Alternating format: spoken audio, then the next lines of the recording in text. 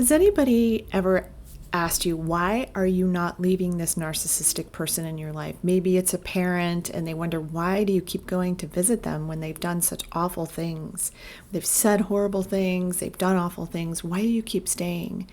Maybe you're in a romantic relationship with a narcissistic person and people just say, why don't you just leave? And when you feel the energy of that question in your body, it just makes everything in you tense up. It makes your stomach feel horrible. You don't know how to answer that question because it's multi-layered. It's very intense to be emotionally abused for long periods of time. It wears away at every single part of you, and that's mental, emotional, physical, spiritual, energetic. It's wearing away at every part of you. So it's really hard to answer this question. But in this video, what I'm going to do is I'm going to talk about the top 3 reasons that I see in my practice with my clients who can't leave, feel like they just literally cannot leave their narcissistically abusive relationships, and why they may be staying in them for a long time or wanting to go back to them once they have left. So hang on, and I'm going to have some information for you and some things that you can do to help yourself heal through this process.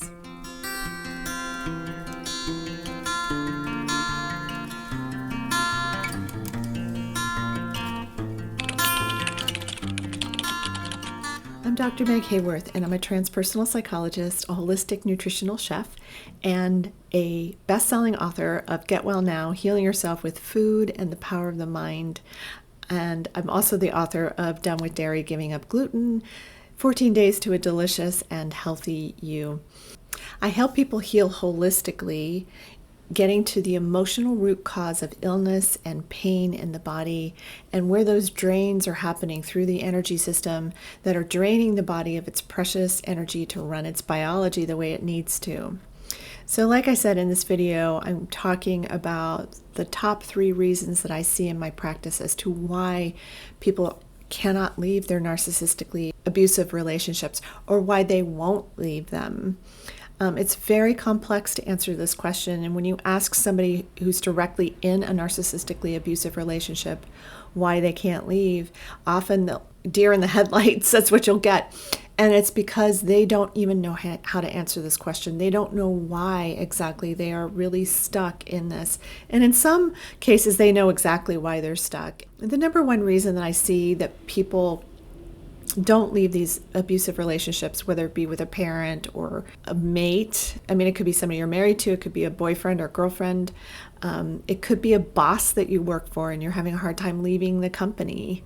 And the top reason that I see are financial reasons. So one of the things that narcissists do is that they use money as a way to control and manipulate people around them. So one of the things that they'll do is, like, especially if you're married to a narcissist, they'll say, oh, honey, you don't need to work, just stay home and stay with the kids and take care of them, and I'll take care of the finances. And often what they'll do is not allow you into their financial life at all. So you don't even really know what's going on with the finances. They may give you a little allowance, and you don't even have enough money to cover the food for the kids. And they're out, golfing and doing all kinds of things. But they're keeping you on a shoestring budget because it's a way to control you. It's a way to manipulate you. And so the thing that you'll need to do if you're in this situation is you need to find another source of income and a way of hiding it, especially if you're making plans to get out of the relationship. And I hope that you're feeling more and more empowered by listening to videos like mine to help you to really move on and to take care of yourself, and to stop thinking that this is a dead-end street. There's no place to go. I can't work anything out with my mate because that person is not available to be accountable, to have a real relationship, to have true intimacy, and to be able to work through things. So you may think, okay, I'm financially stuck. I've got 3 kids now, and I just have to bear it. I just have to take it. And I think what happens is that because your self-esteem gets worn away at so dramatically, you no longer think that you are worth anything. You don't think that you're worthy of being able to get back into a career that maybe you left behind, or to create a career that you wanted to create. And of course, the narcissist is like, you're probably under surveillance, and they're watching you to see what you're doing. So it's going to be harder for you. But one of the first things you'll need to do is to learn to raise your self-esteem and get back into the who you were before you got into this. If you were born into a narcissistic family, you'll need to uncover the who you are, who you've been all along, all these things that you felt and known about yourself that you haven't been able to really express. You can do it, and that's one of the things that I help people with, and there's a lot of us out there that are helping people with uncovering and discovering the great parts of you and how to live that in the world and how to be that. So just know that there's help out there, and to seek that help. There's lots and lots of free videos. These are great resources to help you get back into that space of thinking like, you know what, I can do this and I will do this, because you're resilient. If you have gone through a long-term relationship with a narcissistically abusive person who has been financially controlling you, you are a resilient person, and all you have to do is really find those inner resources, and you've got them. They're there. They've worn away at them, and this is a time to like stand up and go, you know what, nope, I'm going to make a plan. I'm going to get out and do something different with my life. So finances is one of the first things to do that with. So if you can somehow skim some money and put it away somewhere, maybe put it an account in the name of somebody else that you trust. Do a joint account with somebody you trust, or maybe you don't want your name on it at all, but just some way to start just putting money away. I mean, I've known people in narcissistic relationships who they would, when they went to the grocery store, they would get like $10 cash over and above the grocery bill, and they just started stashing the cash. So there's all kinds of things that you can do. There's jobs that you can take, because a lot of times narcissistic mates are really neglectful, and they're often not there very much. So especially if they're off traveling, you know, they've got this big life, and they have to show everybody how grand and amazing they are. And maybe they're traveling for work a lot. So that's a time where you can really create things for yourself. And you can get the help that you need to get out of the situation that you're in. So anyway, I want to get back to these reasons why you cannot leave.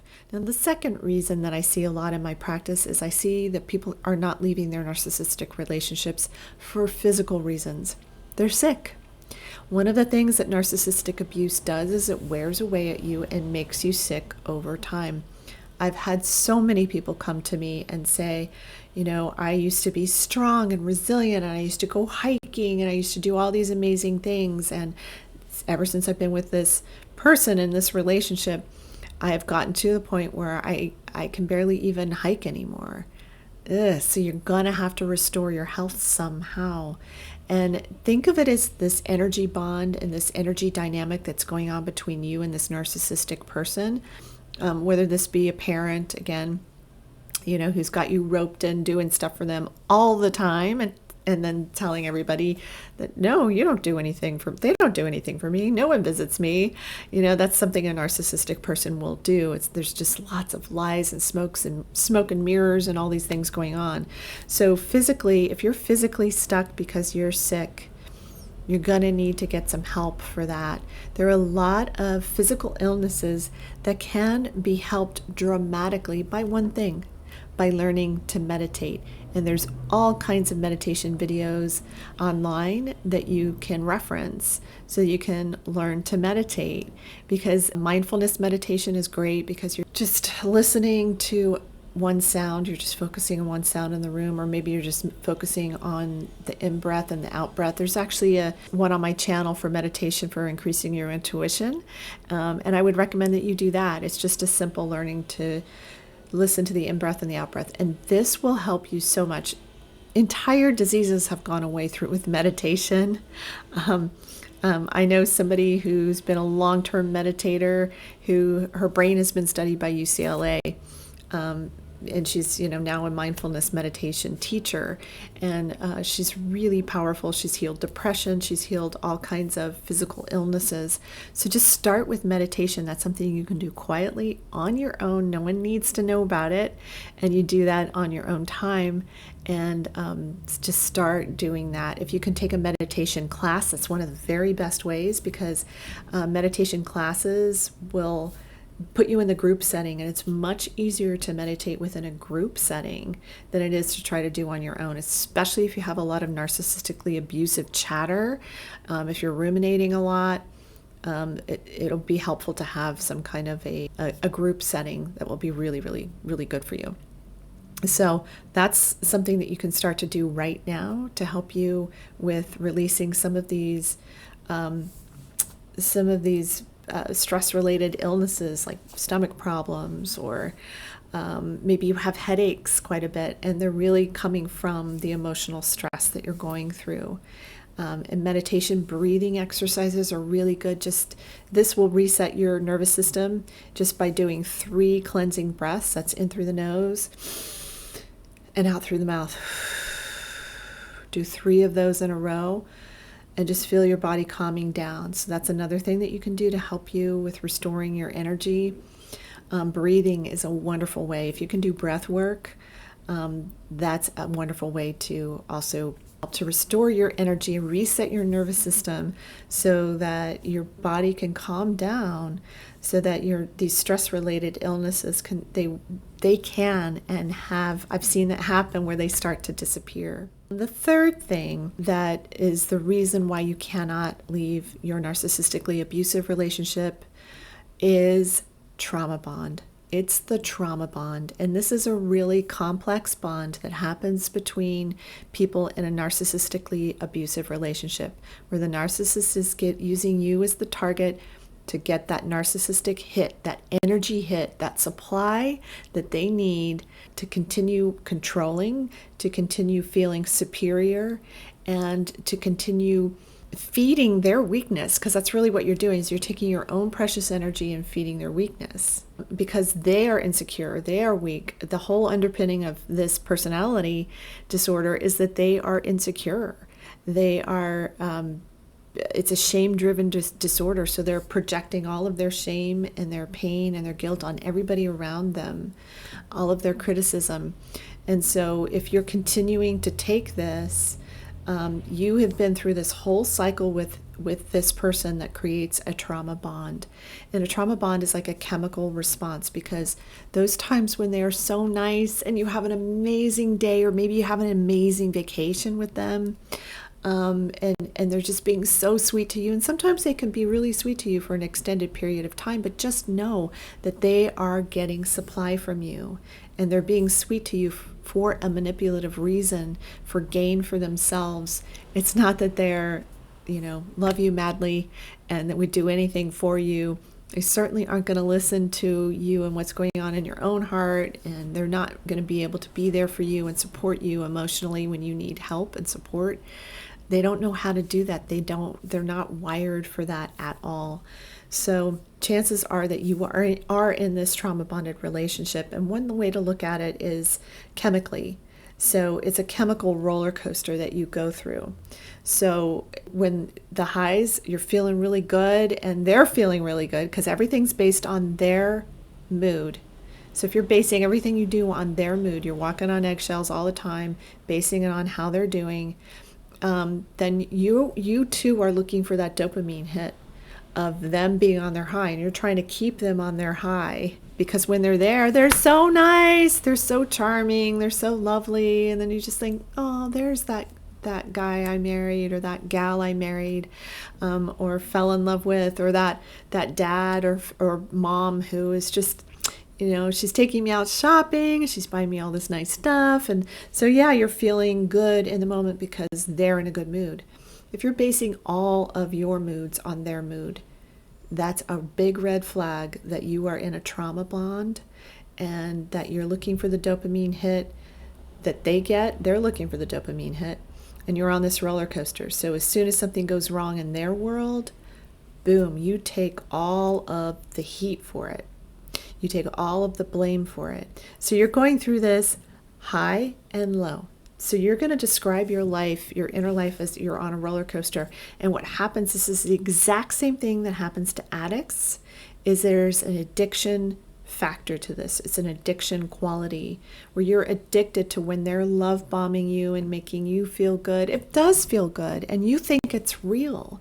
You hope it's real. You wish and you pray that it's real. You hate to think that it's not. It feels real, because you have empathy and you have reference to these emotions that they don't. They're literally sucking on your energy to get this emotional response so that they can feel good. They're using you as like a pill to try to help them feel better, but it doesn't ever work. And so they always will turn on you, and you will always get into this cycle, this chemical cycle that's going on inside of you. So the trauma bond, again, is really multi-layered. There's a lot going on, and this is not an easy cycle to break.